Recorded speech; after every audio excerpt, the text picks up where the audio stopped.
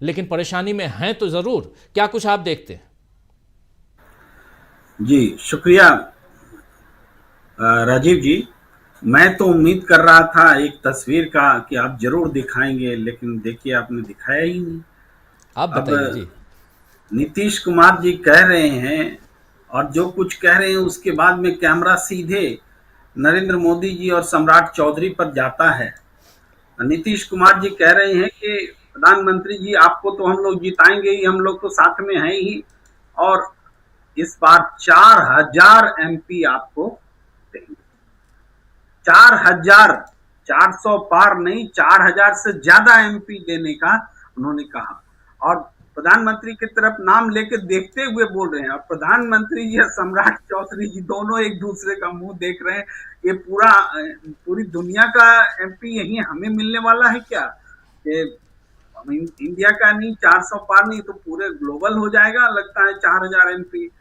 तो लेकिन बोल गए। अब ये जो बात है ना, हम तो हंसी भी उड़ा सकते हैं कि मुंह से फिसली बात है, लेकिन दरअसल नीतीश कुमार जी ने वो 400 पार का जो जुमला है ना, उसको फीका करने के लिए, महत्वहीन करने के लिए अनायास उन्होंने 4,000 बोल करके, जैसे मेरे भी मुंह से निकल गया, वो कहना चाह रहे हैं। वो वास्तव में उन्होंने 400 को जुमला करार देने के लिए ही ये 4,000 का दांव फेंका है कि जब 400 आपको आ सकता है तो आपको 4,000 भी आ सकता है। अब देखिए, ये हालात बने हैं कि बीजेपी खुद ही कह रही है, नरेंद्र मोदी, हमने आपके चैनल में पहले ही बताया था कि अपने सहयोगी दलों के लिए 30% का स्ट्राइक रेट रखते हैं। तो जी। किसी भी गठबंधन का स्ट्राइक रेट उससे डिफरेंट थोड़े होगा, पूरे गठबंधन का ऑलमोस्ट लगभग एक जैसा होता है, थोड़ा 19-20 होता है। तो एनडीए का उस हिसाब से तो हमने बताया था, नरेंद्र मोदी जी ने ही आकलन रखा है 162 सीटों का कि एनडीए को 30% आएगा, जितना चुनाव लड़ेंगे 162 सीटें करीब आएंगी। क्या है कि पूरे देश में कुछ चीजें एक साथ घटित हो रही हैं, और वो चीजें जमा होकर के, इकट्ठा होकर के एक संदेश दे रही हैं। आप देखेंगे कि भारतीय जनता पार्टी में टिकट बंटवारे के समय कई लोगों ने राजनीति से संन्यास लेने की घोषणा की थी, बड़े बड़े नेताओं ने की थी।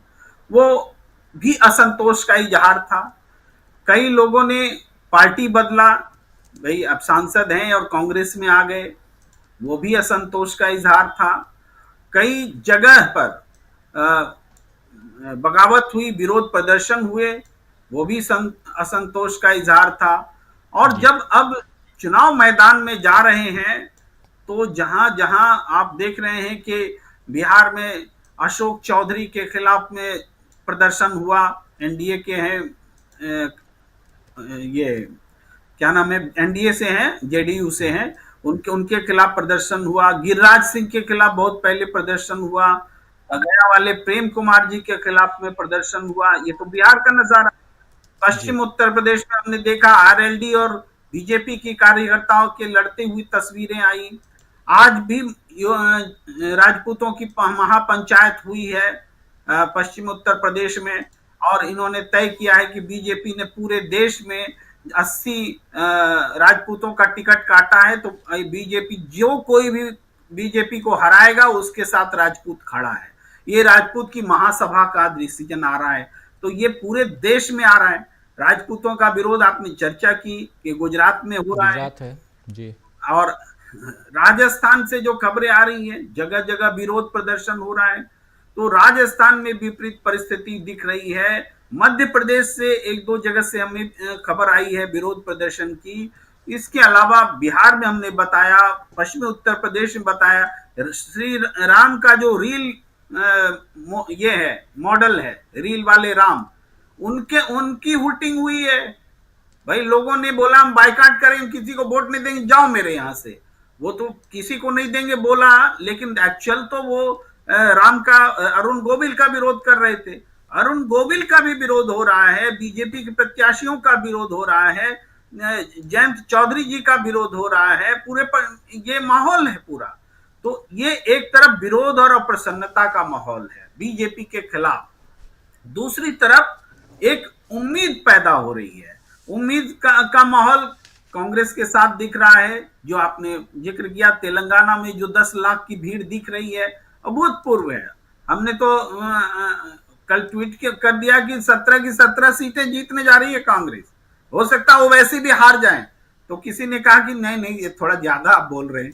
अब मान लिया थोड़ा ज्यादा बोल रहे हैं, ठीक है, लेकिन हवा यही है कि कुछ भी हो ये देखिए, सकता है। ये तस्वीर देखिए, ये तस्वीर देखिए, जी 10 जी। लाख। तो हवा यही है कि कुछ भी हो सकता है। दक्षिण में केरल से लेके आंध्र प्रदेश, तमिलनाडु, तेलंगाना, कर्नाटक, इन सब जगहों पर कांग्रेस की जबरदस्त लहर है। ये क्लीन स्वीप वाला मामला चल रहा है।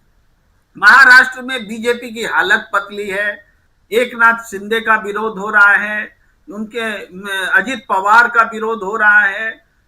ये लोग आपस में इनकी खींचतान मची हुई है। एक नाथ शिंदे की पार्टी से सांसद टूट करके जा रहे हैं उद्धव ठाकरे के पास। बहुत सारी घटनाएं घटी हैं। हालांकि कुछ समय पहले कांग्रेस से भी गए थे, जिस बारे में राहुल गांधी ने कहा था कि ईडी का डर दिखा करके भेजा गया था, वो घटनाएं घटी थी। लेकिन अब माहौल बिल्कुल उलट गया है। अब बीजेपी की तरफ से लोग भाग रहे हैं। तो ये जो हालात बन रहे हैं, इसका एक नैतिक पहलू भी है, नीतिगत आधार भी है। जब से इलेक्टोरल बॉन्ड सामने आया है, उसके बाद ये सरकार भ्रष्ट है, मोदी से ज्यादा भ्रष्ट सरकार कोई नहीं है, इस तरह की हवा फिजा में गूंजने लगी है। इसके अलावा वीवीपैट को लेकर के जो सुप्रीम कोर्ट ने याचिकाएं स्वीकार करनी शुरू की हैं, तारीख देना शुरू किया है, और उसमें जो जी एक महत्वपूर्ण तथ्य आया है, महमूद प्राचा जी ने जो रिकॉर्ड बनाया है, एक सबूत बनाया है, वो सबूत ये है राजीव जी, आपका चैनल चूंकि देश का सर्वश्रेष्ठ सोशल मीडिया का न्यूज चैनल है, तो यहां पर मैं लाखों दर्शकों के सामने उस बात को बोलता हूं कि उन्होंने सबूत बनाया है कि ईवीएम जो है इंटरनेट से कनेक्टेड है।